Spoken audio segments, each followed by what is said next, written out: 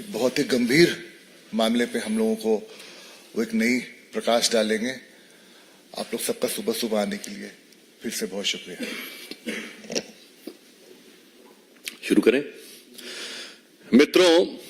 हाल में संपन्न विधानसभा चुनावों में पूरी तरीके से ध्वस्त होने के बाद और विपक्ष के इस तथाकथित इंडिया गठबंधन के देखी जमाने की यारी बिछड़े सभी बारी बारी की तरह छिन्न भिन्न होने के बाद मुझे लगता है विक्षिप्तता में, बौखलाहट में अब कांग्रेस पार्टी बहुत आपत्तिजनक और अनर्गल बयान देने पर आ गई है। कांग्रेस अध्यक्ष श्री मल्लिकार्जुन खड़गे जी ने जिस प्रकार के आधारहीन और अशांति उत्पन्न करने की आशंका से अनर्गल बयान देने का प्रयास किया है, उसके ऊपर हम यह साफ करना चाहते हैं कि खड़गे जी, हां यह सच है कि भारतीय राजनीति में बहुत सारी चीजों का पटाक्षेप हो रहा है।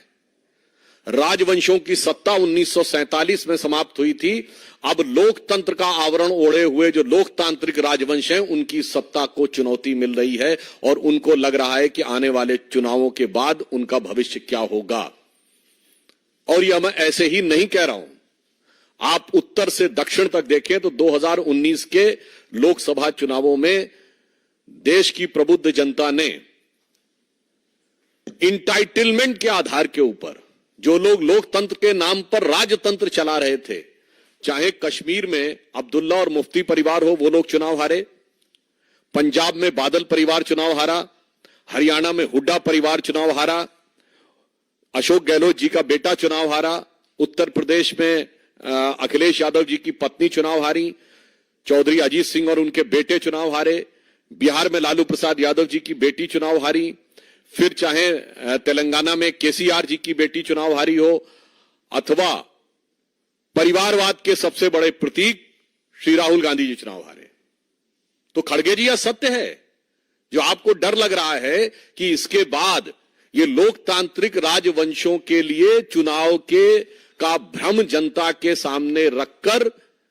राजनीति करना संभव नहीं हो पाएगा, क्योंकि अब भारत में वास्तविक लोक सत्ता का प्रादुर्भाव हो गया है। सो वॉट एवर श्री खड़गे जी saying, it is real meaning is that those dynastic politics under the garb of democracy, which is continuing, which has been totally discarded by voter in the last election, now seems towards an eclipse, and the true emergence of true democracy is there in the offing, जिसमें भारत के सभी युवा और सभी मतदाता, जो प्रधानमंत्री जी ने कहा है, भारत का गरीब, भारत का किसान, भारत की महिला और भारत का युवा अपनी शक्ति के साथ उभर कर सामने आ रहा है। वैसे ये लोग जो लोकतंत्र की बात करते हैं, तो मैं याद दिला देना चाहता हूं, कांग्रेस पार्टी के पहले प्रधानमंत्री श्री जवाहरलाल नेहरू 0 वोट पाकर प्रधानमंत्री बने थे।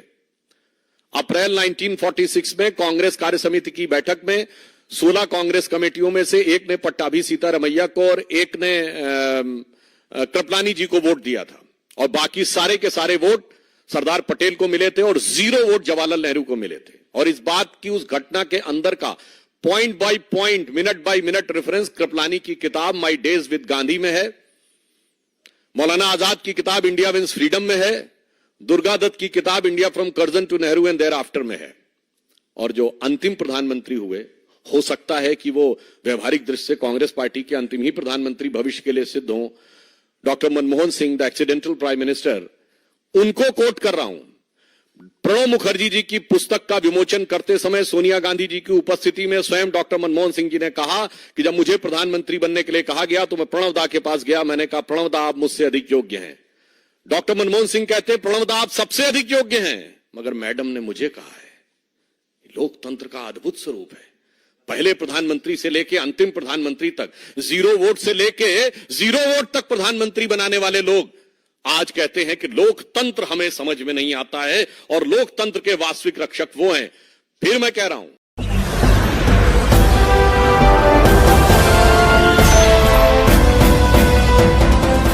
आप देख रहे हैं लाइव न्यूज 99, राष्ट्र सबसे पहले।